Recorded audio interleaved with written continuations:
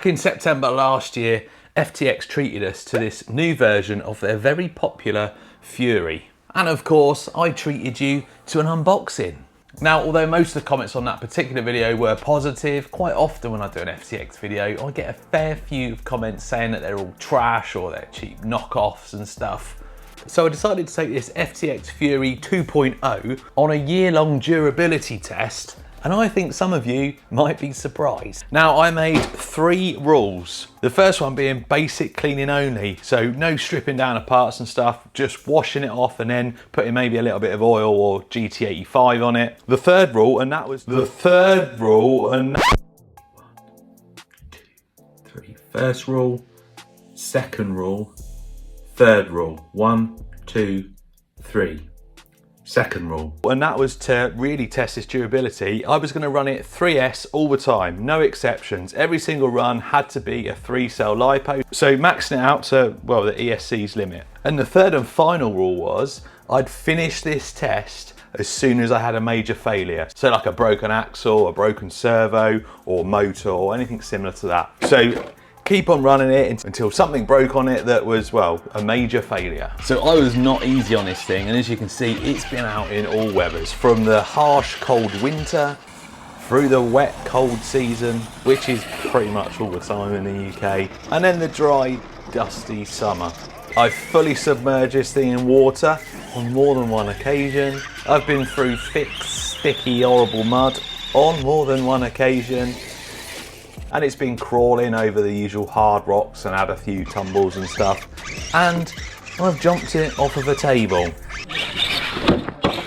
So as you can see, it's not all dirty and horrible because it's been stripped and serviced and rebuilt and it's got a different motor in it, but we're going to talk about that in a minute, although the motor upgrade is after the test. I didn't do it halfway through. So every time I took it out when it was like wet and muddy, I'd then blast it all off with some water. I'd then dry it off with my air compressor. And like I've said, I'd put some oil or some GT85 on all the moving parts, and then it would go back on the shelf. Every time I took it off the shelf to reuse it, what I had to do was put it on the floor, put a bit of weight on it, and push it along like that to free off the drivetrain, because every time it would be like solid and it wouldn't move. But once I'd done that and thrown a 3S lipo in every single time I went out, it just did as it's told, and every time it'd come home to tell the story as well.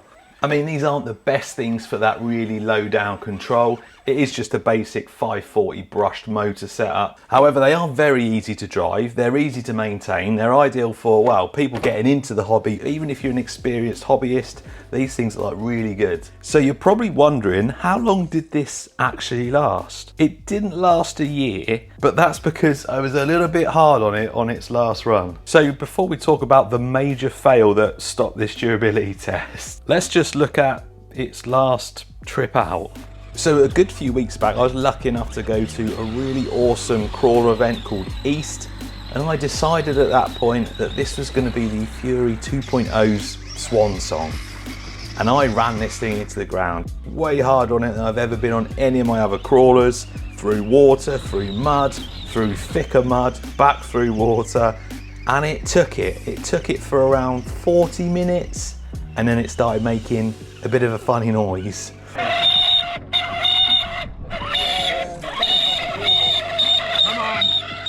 Now it sounded like the motor, so I did try a bit of fresh water on it, cleaned all the motor out, and it kind of made it a little bit better, but it had definitely had enough.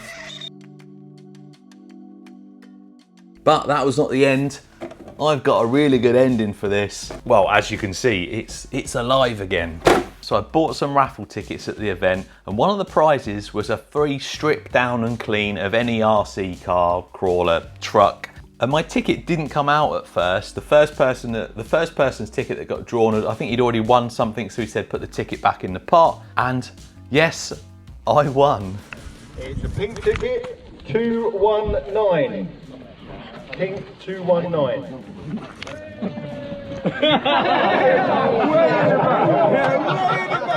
Strip and clean rebuild of any crawler by Ian. In the squeaky one. The squeaky one you just killed.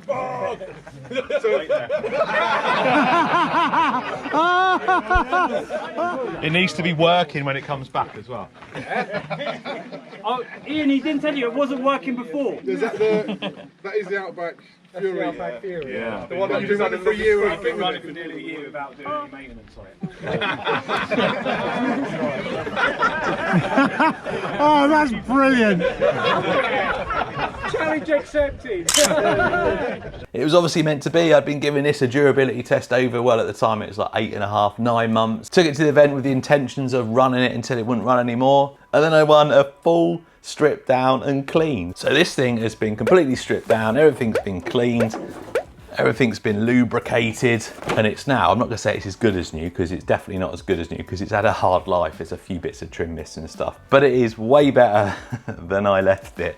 So Ian's done an awesome job of stripping it down, cleaning it, lubricating it all, getting all the diffs all cleaned up and re-greased. And I decided that because I treated her so badly, we'd give the old girl an upgrade. So it's now sporting a Hobbywing Fusion SE. These are a budget-friendly brushless system that comes with FOC technology, which is awesome. I think the only thing that Ian had to replace on this, other than the motor, was one single bearing. There was one single bearing that I think had collapsed. So other than the motor and one bearing, everything on here is exactly the same as it was like 10, 11 months ago when this thing was brand new. So to end this video, I'm going to do a quick 60-second review of the Fusion SE from Hobbywing. And if you're still not convinced that these things are a good buy, they're durable and they're good value for money, then it's probably a you problem.